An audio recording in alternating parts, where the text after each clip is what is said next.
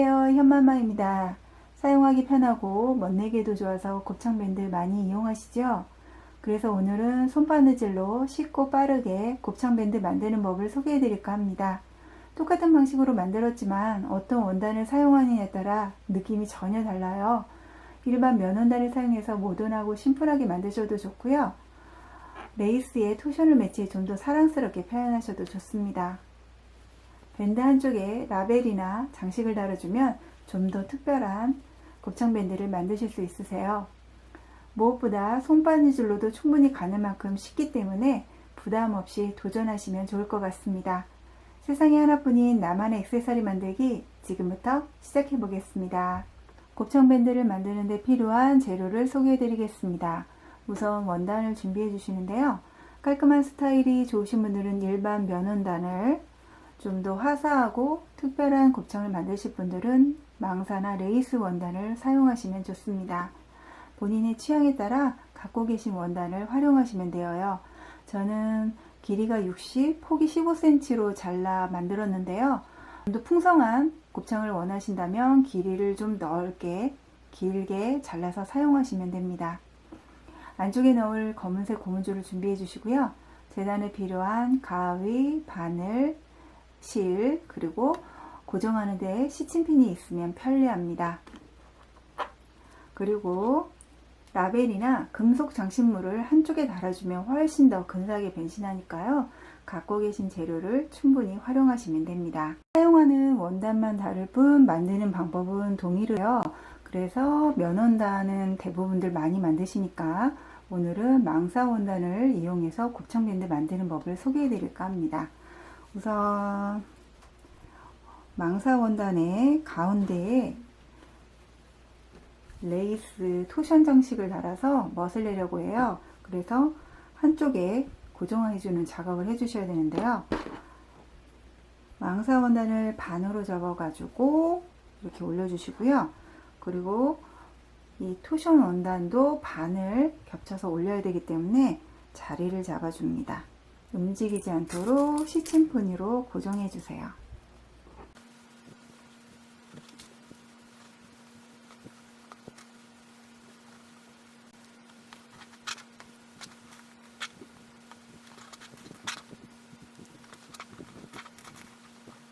바늘에 실을 끼워서 홈질로 토션을 고정시켜 줄 건데요. 박음질로 하면 더 좋기는 한데 제가 갖고 있는 토션은 보시는 것처럼 구멍이 뻥뻥 뚫려 있어요. 그래서 박음질로 하면 바늘땀이 보여서 보기가 좋지 않아요. 그래서 이번에는 홈질로 저는 고정시켜 주는 작업을 하겠습니다. 갖고 계신 원단의 특성에 따라서 박음질을 해 주셔도 되고요. 저처럼 홈질로 해 주셔도 됩니다. 홈질하는 방법은 일정한 간격으로 바늘을 이동해서 빼내 주시고, 또 일정한 간격으로 바늘을 이동해서 꿰매 주시면 되세요.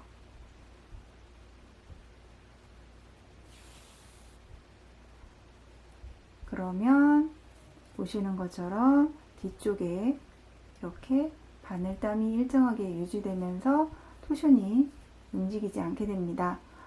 바늘땀이 고르지 않다고 고민이신 분들 계실 텐데요.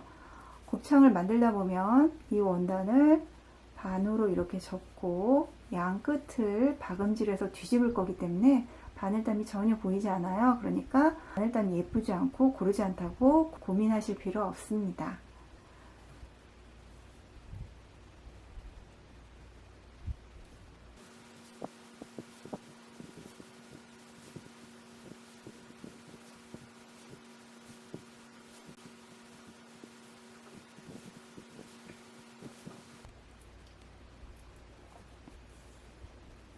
마지막까지 홈질을 하셨으면 뒤쪽에 매듭을 짓고 실을 정리해 주세요.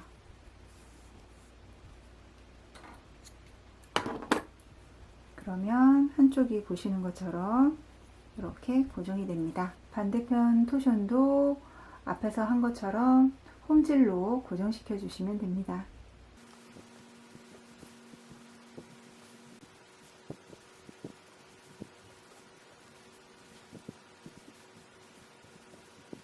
양 끝이 바느질로 고정되면 가운데 부분도 홈질을 해서 고정시켜 주시는 게 좋습니다. 곱창을 이렇게 반으로 접은 형태가 되도록 만들고 나면 가운데 부분이 붕 떠서 보기도 싫고 사용하기도 불편하거든요. 그러니까 가운데 부분도 한 땀씩 살짝씩 떠서 홈질로 고정시켜 주세요.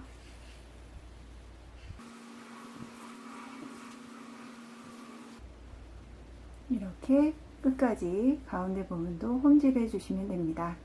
토션이 고정되었으면 겉면과 겉면이 마주보게 양 끝을 겹쳐주세요.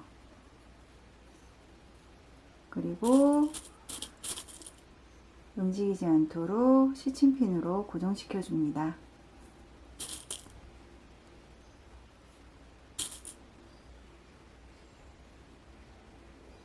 양 끝을 이번엔 박음질해서 원형 형태가 되도록 만들어 주시면 되세요.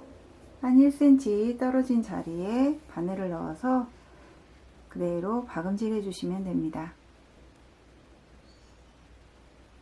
박음질 하시는 법은 아실 텐데요. 혹시 모르는 분들을 위해서 설명을 드리자면, 홈질 하듯이 한 땀을 앞으로 나아가 주시고요. 다시 뒤로 빈 공간을 찔러서 앞으로 바늘을 빼내줍니다. 다시 뒤쪽으로 바늘을 찔러서 일정한 간격만큼 앞으로 빼내주세요. 홈질하고 비슷하긴 한데 홈질은 계속 앞으로 이렇게 떠나갔잖아요. 그래서 여기 뒤에 있는 빈 공간이 남게 되어요. 박음질은 빈 공간을 다시 뒤로 돌아가 메꿔준다고 생각하시면 되세요. 이렇게 앞쪽으로 바늘을 당겨주시면 이런 것처럼 빈 공간 없이 실땀으로 메꿔지게 되면서 단단하게 고정이 됩니다. 이 과정을 양 끝까지 진행해 주시면 됩니다.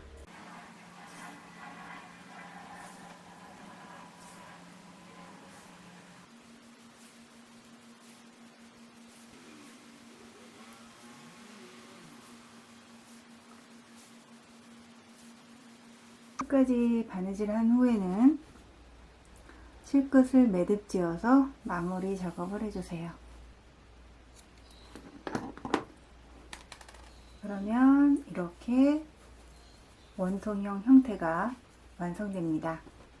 단색으로 하실 분들은 마찬가지로 양 끝을 겹친 상태로 이렇게 박음질을 해주세요. 그러면 얘도 동일하게 원통형 형태가 됩니다. 박음질이 끝나면 한쪽에 장식을 달아줘야 되기 때문에 겉면이 보이도록 뒤집어 줍니다. 장식 없이 그냥 진행하실 분들은 뒤집지 마시고 이어서 해주시면 되고요. 자, 보시면 아까 박음질했던 선이 있거든요. 그 선을 중심으로 반을 접어주세요. 그리고 반이 되는 그쪽 면을 아까 바느질을 연결했던 그 선 위에 겹칩니다. 자, 이 상태에서 이 한쪽 끝에 장식을 달아줄 거예요. 장식을 올리고 단단하게 고정될 수 있도록 바느질 해주세요.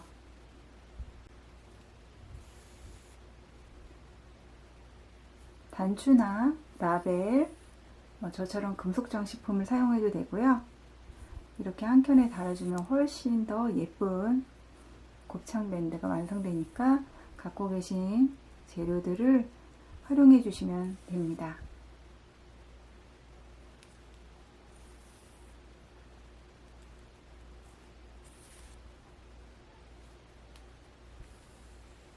단단하게 고정시킨 다음에는 뒤쪽에서 매듭을 지어서 실끝을 정리해 주세요.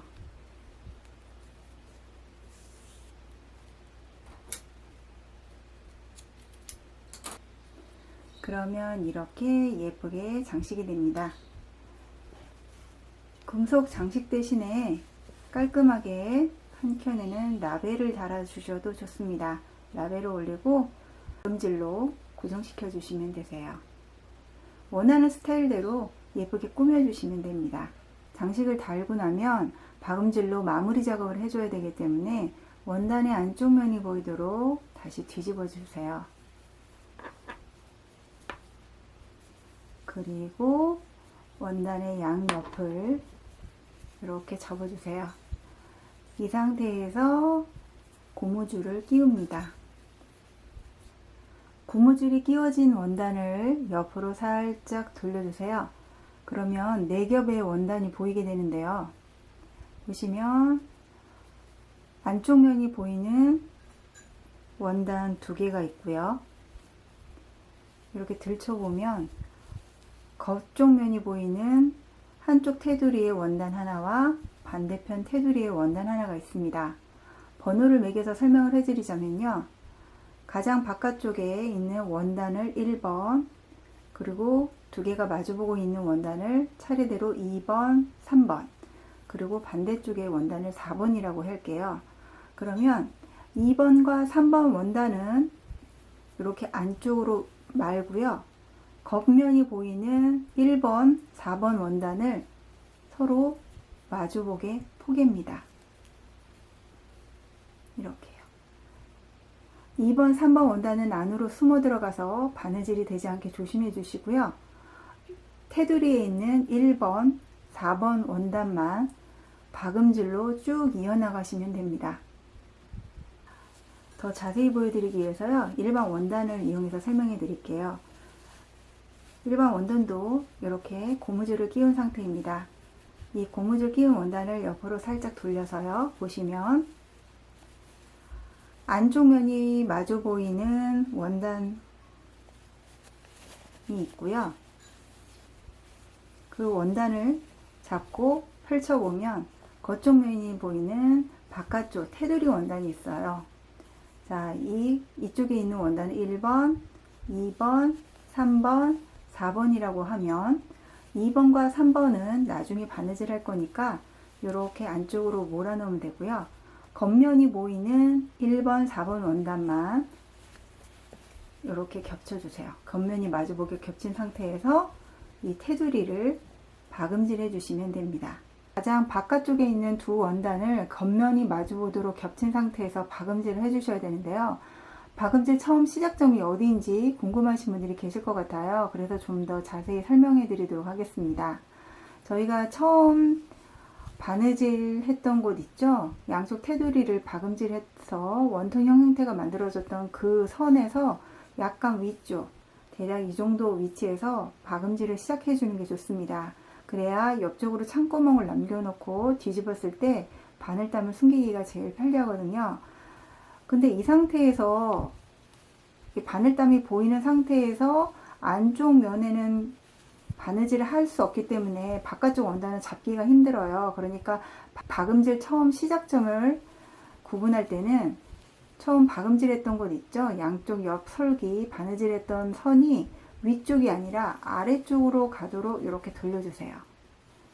그러면 마주 보이는 두 원단은 나중에 바느질 할 거라 한쪽으로 남겨 놓으시고요. 가장 바깥쪽에 있는 원단 2개를 박음질 해주셔야 되니까 여기 처음 박음질 했던 선 있죠? 이 선과 반대편에 박음질 했던 선 하나를 찾습니다. 그리고 두 선이 겹쳐지도록 이렇게 잡아주세요. 이렇게 잡죠? 그리고 약간 위쪽이니까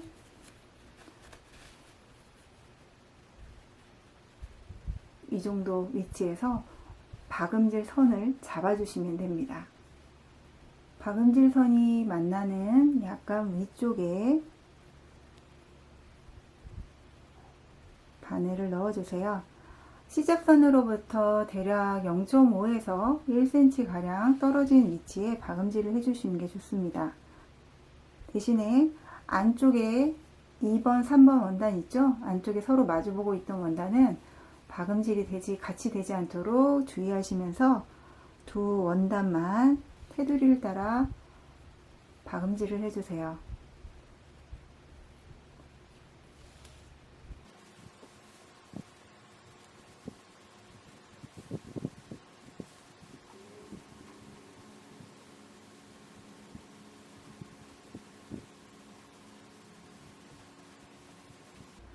양끝을 겹쳐 박음질 하다가 중간중간 이렇게 안에 숨겨져 있는 원단을 끄집어내 주세요. 그러면 뒤쪽에 있는 원단이 이렇게 맞물려 가면서 원단이 계속 나오게 됩니다. 그러면 저희가 처음 시작했던 바느질 선이 보이게 될 거예요. 그 선 앞쪽까지 창구멍을 남겨놔야 되니까 그 선이 나타날 때까지 바느질 해주시면 됩니다.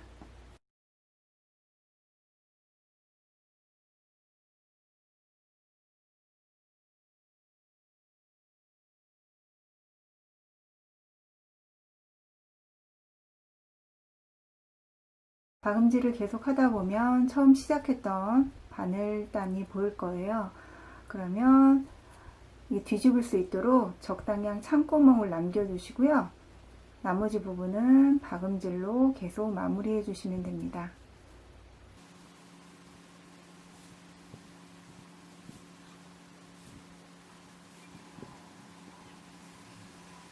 창구멍을 남겨둔 시점까지 박음질을 하신 다음에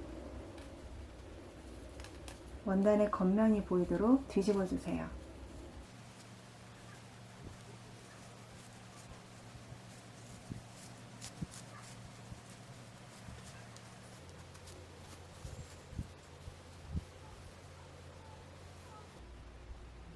창구멍으로 원단을 빼낸 다음에는 이 창구멍을 공구르기로 막아 주셔야 되는데요. 공구르기 하는 방법은 앞쪽 원단으로 일정 땀 정도 바늘을 빼냅니다. 그리고 맞은편 원단에도 다시 바늘을 통과해서 빼내주세요. 다시 앞쪽 원단으로 바늘을 이동해 빼내주시고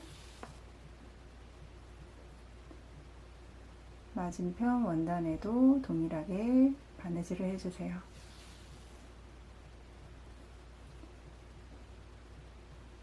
앞쪽에 바늘을 통과하고 다시 맞은편 원단으로 바늘을 이동시켜 빼내주시면 됩니다. 이런 식으로 왔다 갔다 하면서 구멍을 막아주시면 되세요.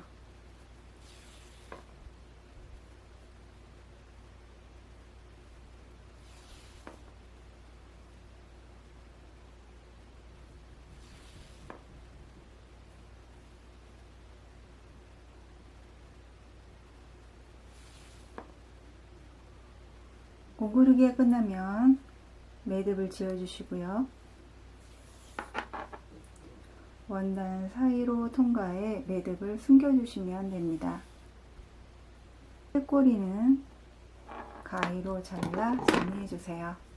바느질 과정을 마치면 세상에 하나뿐인 예쁜 곱창 밴드가 탄생합니다. 저는 레이스에 토션 작업을 덧대느라 시간 소요가 좀 있긴 했는데요. 일반 면 원단을 사용하시면 훨씬 더 쉽고 간단하게 만드실 수 있습니다. 갖고 계신 재료를 10분 활용하시면 되세요. 길이가 60, 폭이 15cm로 작업을 했는데요. 길이를 좀 더 늘려서 주름이 풍성한 곱창 밴드를 만드셔도 좋고요. 폭을 넓히거나 줄이는 등 자신만의 스타일대로 만드시면 됩니다. 재미나게 보셨나요? 그럼 구독과 좋아요 버튼 꼭 눌러주시고요. 다음번엔 더 예쁜 작품 들고 찾아뵙겠습니다. 예쁘게 만들어 보세요.